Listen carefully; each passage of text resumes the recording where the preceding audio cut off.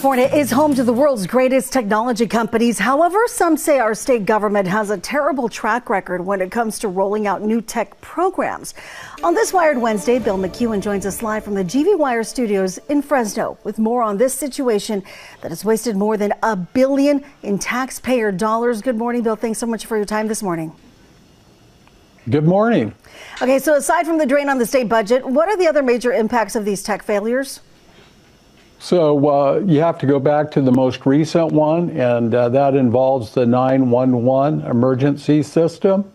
And as scary as it sounds, we're basically using AOL dial-up.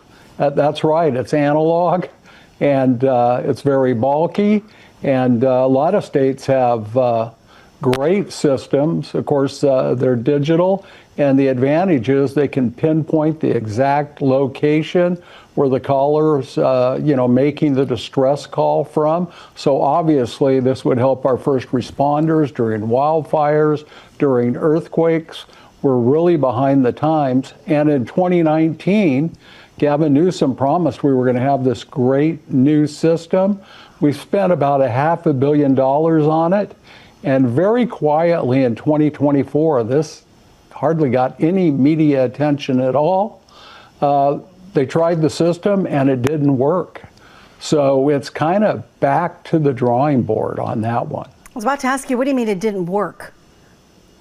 Well, it just didn't work. I mean, it promised that first responders would be able to go to exactly where the people were calling from. Our system, when you're in the city, it's easy to do that, but when you're in the more rural areas of the state, the locations just aren't precise enough. And it goes straight to the CHP in that case, in a lot of cases for that matter. What are some of the reasons for the state struggle with something like this? It's something that the state should be excelling at. Well, one of the big theories is that whenever these programs have been rolled out, they've always tried to get way ahead of the curve instead of relying on the most recent proven technology. And certainly that happened with the 9/11 situation, because they tried to divide the state up into 4 sectors instead of having a statewide system. And again, in 2024, when they did this test, it failed miserably. You mentioned this was something that the governor championed. Do you think this failure is going to be impacting him on his presumed run for president in 2028, given how much money this wasted?